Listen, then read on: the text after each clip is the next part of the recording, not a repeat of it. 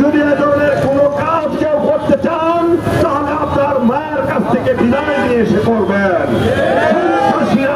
আপনাদেরকে আমরা ভালোবাসি, আমরা নির্বাচিত হলে আপনাদেরকে ভালো মানুষে পরিণত করবো।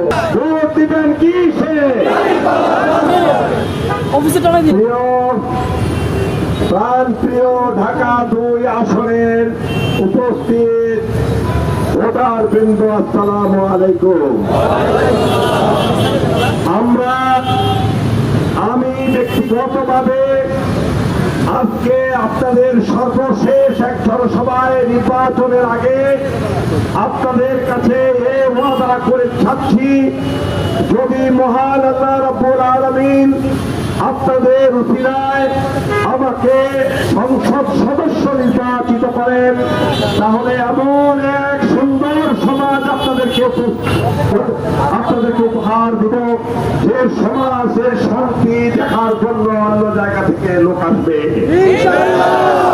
আমি এমন একটা সুন্দর দুর্নীতিবিহীন কেরানীগঞ্জ এবং সাভার উপহার দিব যেটা দেখার জন্য, শিক্ষা নেওয়ার জন্য বাংলাদেশের প্রত্যন্ত অঞ্চল থেকে লোক আসবে। আমি এমন কাজ করব যে কাজ পূর্বে কোন সংসদ সদস্য করেননি। আমি আমার এই কাজটাকে সেবা হিসেবে, আল্লাহর ইবাদত হিসেবে গ্রহণ করব। আমি কথা দিচ্ছি, আমি শতভাগ আশ্বাস দিচ্ছি, যদি আপনাদের উচিত আমি নির্বাচিত হই তাহলে আপনাদের দুঃখ কষ্ট, মামলা মোকদ্দমা, দুর্নীতি, চাঁদাবাজি ইত্যাদি কোনো কিছুই থাকবে না ইনশাআল্লাহ। ঢাকা 2 আসনকে দেখার জন্য, ঢাকা 2 আসনের এমপিকে দেখার জন্য দেশ বিদেশ থেকে লোক আসবে ইনশাআল্লাহ। এই প্রতিশ্রুতি আপনাদেরকে দিতে পারি ইনশাআল্লাহ।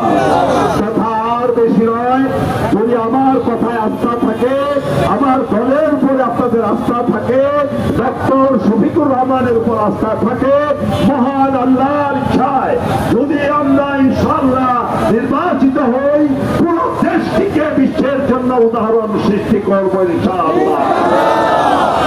আর সময় নেই, আর মাত্র কয়েক ঘন্টা সময় প্রচারণা চলবে, তারপরে আমরা সবাই ঘরে ফিরে যাব।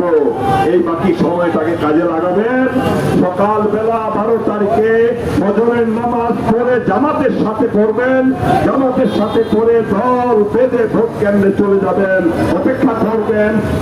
ভোট খোলার সাথে সাথে আপনারা ভোট দিয়ে ফেলবেন। এখানেই শেষ নয়, আপনার ভোটটাকে চুরি করার জন্য সেই অবৈধ অর্থের মালিকরা বহু পরিকল্পনা করেছে, বহু ষড়যন্ত্র করছে কিভাবে আপনাদের ভোটকে ডাকাতি করবে। তারা সন্ত্রাসী বাহিনী লেলিয়ে দিবে, ভোটকে বানচাল করার চেষ্টা করবে, জাল ভোট দেওয়ার চেষ্টা করবে। আপনারা বসে থাকবেন না, তাদেরকে আইনের লোকের কাছে আপনারা হস্তান্তর করবেন, আইন শৃঙ্খলা বাহিনীর নিকট হস্তান্তর করবেন। কারো যদি আমাদের কেরানীগঞ্জ থানার আমির বলেছেন আমরা চাঁদাবাজকে ভালো মানুষে পরিণত করবো, আমরা মাফিয়াকে ভালো মানুষে পরিণত করবো, আমরা মদখোর, সুদখোর, ঘুষখোর সকলকে আমরা ভালো মানুষে পরিণত করে আমাদের বন্ধু করে নিব ইনশাআল্লাহ। মহান আল্লাহ আমাদেরকে সে তৌফিক দান করুন।